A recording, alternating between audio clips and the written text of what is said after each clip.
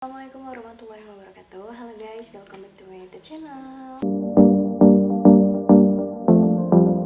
Oke, di video kali ini aku bakal lanjut dari video-video sebelumnya yang udah aku bikin. Ini aku bakal nge-review mata kuliah aku semester 3 di DKV UNP. Jadi buat teman-teman yang baru datang ke channel ini, jangan lupa buat like, subscribe, dan komen kalau misalkan kamu mau tanya apapun tentang DKV UNP, boleh di kolom komentar bawah ini ya. Ditunggu. Oke, tanpa berlama-lama langsung aja kita masuk ke pembahasan kita yang pertama. Mata kuliah yang pertama itu adalah desain identitas visual. Nah, di desain identitas visual ini apa? Jadi desain identitas visual ini kita bikin logo. Jadi gimana caranya kita ngebikin logo, tahap-tahap pencarian datanya, terus tahap-tahap ide-ide kreatifnya, terus gimana bisa menghasilkan sebuah logo yang sederhana tapi bermakna dalam. Itu nanti ada cara-caranya, aku bakal tunjukin contoh tugas-tugas aku ke teman-teman, gimana sih bentuk tugas-tugas yang udah aku bikin selama di semester 3 itu, dan hasil akhirnya terhadap logo yang aku buat itu aku bakal tunjukin juga ke teman-teman. Oke, selanjutnya mata kuliah kedua, fotografi. Jadi fotografi ini fotografi dasar yang ada di semester 3. Jadi waktu itu aku mau cerita sedikit gimana aku bisa ada kamera waktu itu, dan ini kamera yang aku pakai ini. Jadi waktu itu semester 3 kita tuh seminggu setelah masuk perkuliahan kita disuruh buat punya kamera sama dosennya. Jadi bapaknya bilang minggu depan udah harus ada kamera ya, kata bapaknya gitu. Jadi terserah kameranya tuh mau pinjem mau beli kayak gitu kan. Jadi akhirnya aku putusin untuk beli kamera karena menurut aku kamera ini penting, dan aku nggak tahu waktu itu kalau sekarang tuh bakal jadi buat konten kreator kayak sekarang. Tapi waktu itu aku mau cari kamera yang bisa video lama, terus kualitas gambarnya juga bagus, dan akhirnya aku menjatuhkan pilihan ke kamera yang aku pakai sekarang gitu. Pas di fotografi, tugas-tugasnya itu kita seperti teknik pengambilan gambarnya itu kalau nggak salah ada 13 teknik. Tekniknya apa ya, aku lupa, nanti aku tulisin di sini apa aja tekniknya. Terus setelah ada teknik-tekniknya kita juga ada ujian. Nah, kebetulan waktu itu rombonganku, angkatanku itu ujiannya ke Jogja gitu. Ke Jogjanya kita juga moto-moto dari 13 teknik yang udah kita pelajari waktu itu kita praktekin di Jogja, dan itu individu pembayaran ujiannya, jadi pesawat ini segala macam kita tanggung pribadi. Itu seru banget waktu ke Jogja karena itu the first time aku ke Jogja. Aku ngerasa karena kan kita dari Jakarta ke Jogjanya itu naik bis. Nah, itu tuh yang bikin aku ngerasa kayak wah seru juga ya kayak gitu kan. Ternyata naik bis ke Jogja. Banyak pengalaman-pengalaman seru yang kita lakuin di sana. Kita ke Candi Borobudur, kalau nggak salah ya, Prambanan, Pantai Parangtritis. Itu yang aku ingat. Kalau nanti masih ada cuplikan video-videonya aku di sana, aku bakal tunjukin ke teman-teman. Oke, selanjutnya metode reproduksi grafika.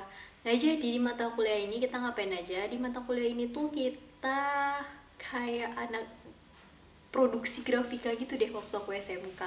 Kayak anak ya produksi grafika itu tuh kita bikin pin, terus kita bikin baju yang disablon. Kalau nggak salah ya itu, kalau nggak salah cuma itu deh tugasnya, cuma 2 kalau nggak salah, kalau seingat aku ya. Pin yang aku buat tuh sederhana banget, aku nggak tahu waktu itu harus begini, jadi ya udah deh bikin yang kayak biasa-biasa aja waktu itu. Jadi ya pin aku ala kadarnya. Dan waktu itu kita juga bikin bajunya disablon, itu ada teknik-teknik tertentunya. Itu pakai apa sih namanya, aku lupa, ada kayu gitu warnanya hijau, terus nanti kita set gitu, tapi nanti dibantuin kok sama dosennya teknik pembuatannya. Sarannya teman-teman tuh hati-hati karena waktu itu tas aku kena apa sih, bremol ya atau apa itu namanya, aku lupa, itu kena dan gak hilang-hilang sampai sekarang. Dan ya aku nggak tahu lah lagi mau gimana gitu kan, jadi udah aku biarin aja tas yang udah kena gitu. Aku bingung, tasnya itu masih aku pakai sih karena dia kenanya di bagian punggung, jadi nggak terlalu kelihatan kalau misalkan aku bawa-bawa terus tasnya. Itu sih. Ini dosennya itu sama kayak dosennya itu sama kayak dosen sejarah desain grafis Indonesia gitu. Jadi teorinya dikit, prakteknya lebih banyak di mata kuliah ini, jadi seru. Gimana gak seru karena kan kita praktek gambar ilustrasi. Nah ini dia, gambar ilustrasi ini adalah mata kuliah yang bikin aku klenger waktu itu. Kenapa? Karena aku nggak punya pentab. Bayangin, kita tuh disuruh gambar ilustrasi tapi aku nggak punya pentab, dan aku nggak mau beli pentab karena aku udah beli kamera waktu itu. Jadi akhirnya aku cari cara gimana sih caranya aku tuh bisa tetap bikin ilustrasi tapi nggak pakai pentab. Nah itu, jadi aku bakal tunjukin karya-karya aku yang aku bikin non pentab, bener-bener nggak pakai pentab. Aku punya tips dan trik tersendiri untuk buatnya, dan ternyata hasilnya bagus gitu. Dan aku ngerasa wah cantik juga ya walaupun gak punya pentab kayak gitu. Kenapa aku nggak beli pentab? Ya pertama karena aku udah punya kamera waktu itu, karena dan harga pentab yang temen-temen aku pakai tuh mereknya Wacom kalau nggak salah, itu harganya 1 jutaan.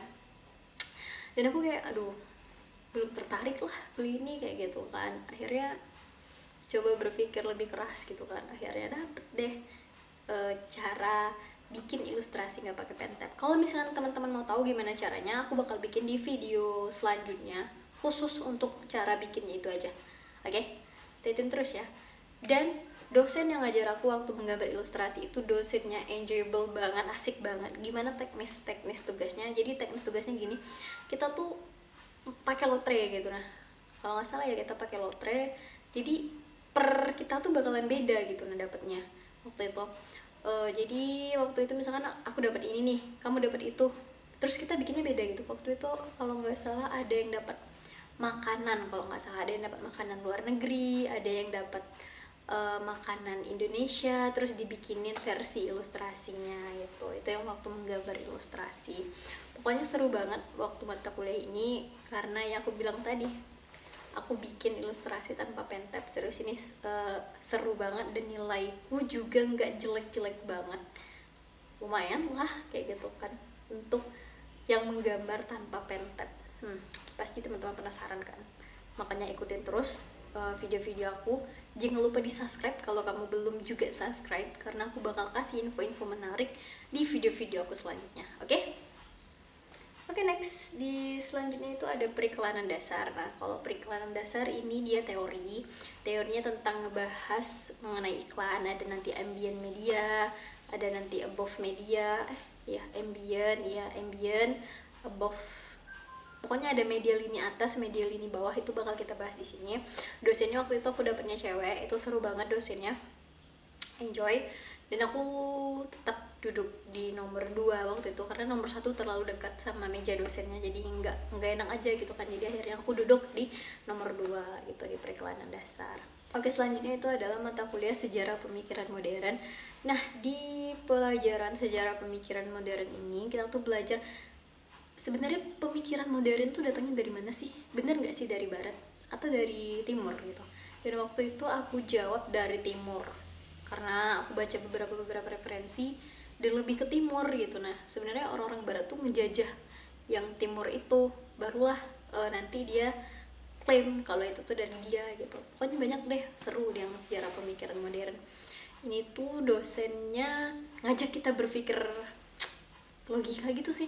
Menurut kamu kalau begini, dan kenapa kamu berpendapat bahwasanya begini dan begini? Pokoknya kayak gitu, ditanya-tanyain terus sama dosen yang bersangkutan. Dan seru banget kan sebenarnya. Seluruh mata kuliah yang aku review itu subjektif dari pendapat aku pribadi. Bisa jadi kalau misalkan teman-teman nanti nanya sama yang lain, jawabannya bakalan beda, karena setiap orang punya punya pengalaman yang berbeda lah di setiap mata kuliahnya. Tapi kalau aku semuanya enjoy aja sampai di semester 3 yang aku review sama teman-teman.